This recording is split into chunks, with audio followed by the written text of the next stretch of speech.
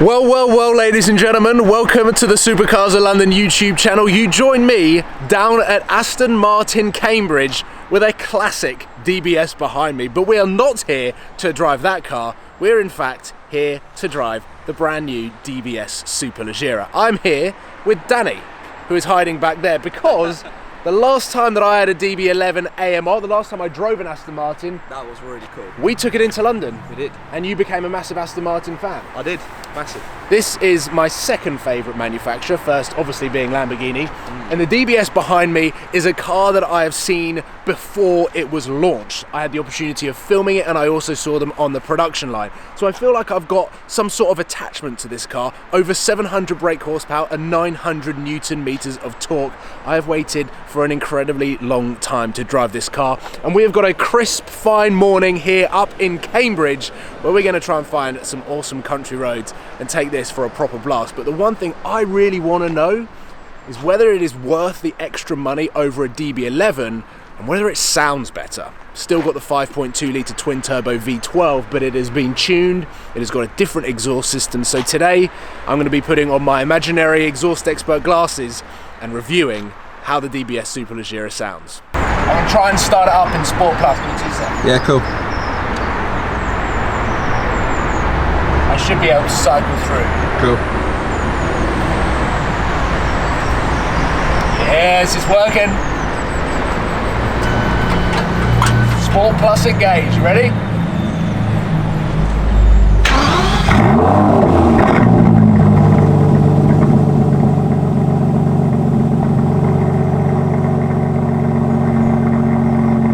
Into D, Sport Plus immediately because I want to let the exhaust sing. Yeah. Classic oversensitive Aston Martin parking sensors. I think you're going to crash into everything. Yeah. Now, I'm sitting quite low in this car, but that bonnet looks even more ominous than the DB11. That's the only thing that I can think of at the moment that's different quite to the beefy. DB11. Yeah. Because everything inside here, centre console, steering wheel, It's very DB11, isn't it? it's all the same still. Such a nice tone. It's just classic Aston Martin. It really is. I do feel like a child driving this car, I'm going to be honest. Like, this feels very grown up. And I think it's because I'm struggling to see the end of the bonnet. For some reason, I'm a little bit more uncomfortable in the driving position in this than I am in like a Vantage or a DB11. Yeah. This feels a lot more intimidating, like this is just going to kill me. Yeah. Which I like. Yeah. It's always a good thing. But you fell in love with the DB11. You hadn't really had that much experience with the Aston brand. Only been in one once. And I've kind of, over the years, fallen deeper and deeper in love with them. I love the looks, I love the sound of them, but since the AMG era, they've started to drive well. The engineering behind them actually now, from a driving dynamic point of view, They've become a bit more sporty. it just works, and their model variation as well. So the Vantage is a proper sports car, the DB11 is a proper GT car, and this is what, a hyper GT would you say? I mean, it's bordering, what, it's over 600 horsepower. No, over 700. What? Yeah.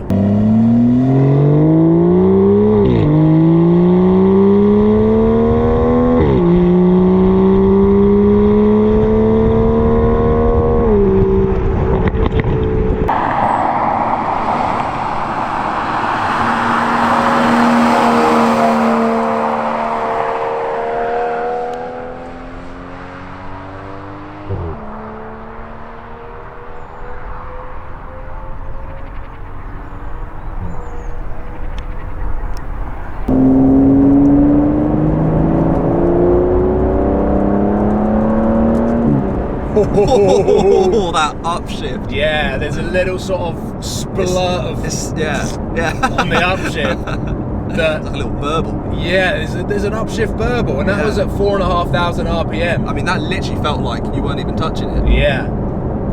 I feel like a pilot driving this car. That's my initial reaction to driving it. Yeah. Is my peripherals, like looking over the front fender there, in the wing mirror there, all of this dial and display, which comes out of the DB11, but because everything is accentuated on the outside of the DBS, it looks like it's been to the gym, it looks like it's on steroids, then that portrays inside that I'm trying to look over it, all of the new bumps and little molds that this car has.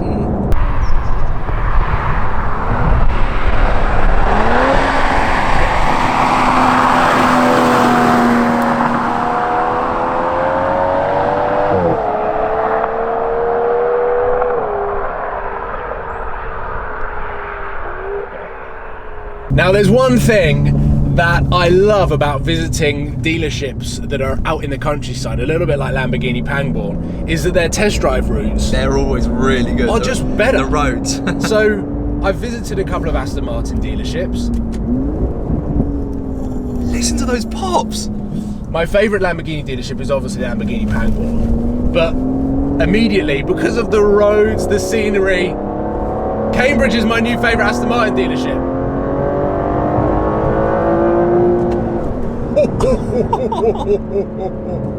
I'm sorry, that might just be one of the best sounds I've ever heard. And Yeah. you weren't even really pushing it. No. I'm just worried that the tyres aren't probably warm.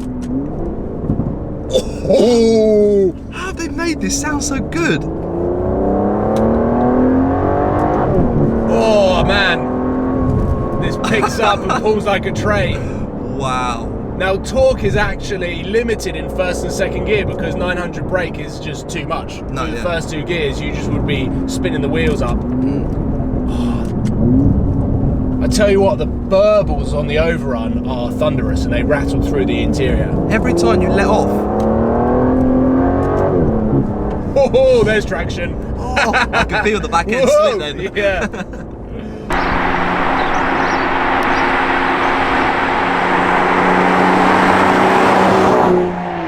Do you know what they've done? The DB11 has got the Aston Martin V12 tone because the 5.2 litre twin turbo is an Aston Martin engine. In the Vantage, it's got the 4 litre bi-turbo out of an AMG, retuned and redesigned to fit with the Vantage. But the burbles in the Vantage are that little bit more aggressive than the DB11 because the DB11 is the GT side of it, the Vantage is the sport side of it. This sound sits in the middle of the two. Yeah. It's louder than a DB11 but has the burbles of the Vantage. Yeah. But because it's a V12 burble, we all know they sound better. They sound way, way better.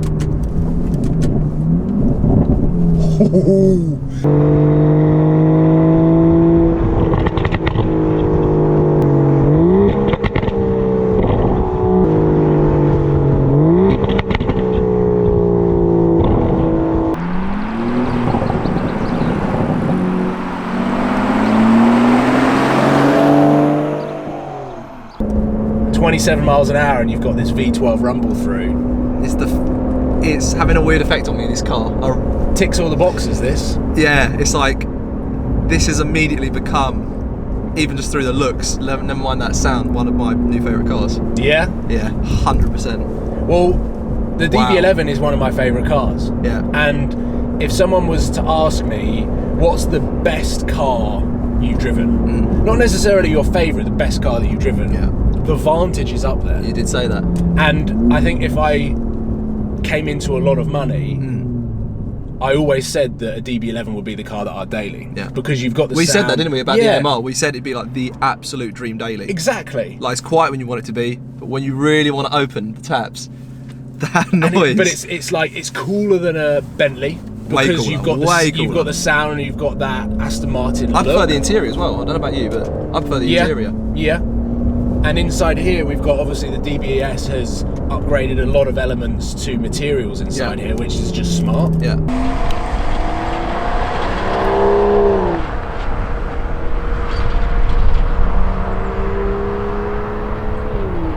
This road is amazing and this car is a lot of fun to just pull up and down through the gears. And not like old Aston Martins, the gearbox is actually really, really nice and smooth. I can barely feel the changes. It's a little bit on the upshift when you get up to the high rate. Yeah. High rev rate. But that's what you want a bit of character. Yeah.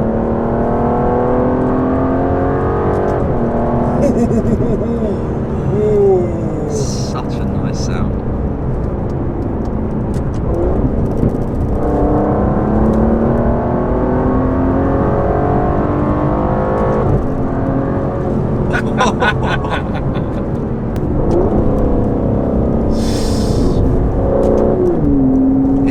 to sound on a Friday morning? Not sure about that. Not sure about that. I am seriously impressed with this car. I mean, from a sound perspective, I knew it was going to sound good because Aston Martin is one of the few companies that do make twin turbo engines sound good. Yeah, very few make them sound good. Very few. I mean, the suspension. Once you put the suspension in Sport Plus, it is hella stiff. Quite stiff. Yeah, like we're bouncing all over the road. Engine mode in Sport Plus, as always. Valves open. Valves open.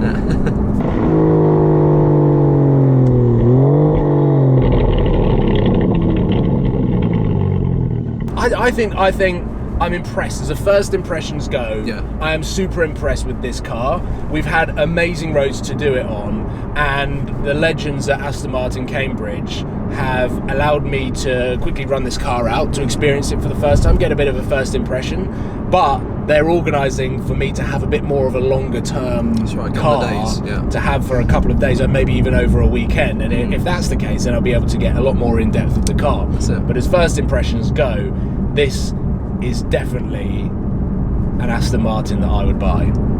On the phone to the accountant in a couple of weeks? No.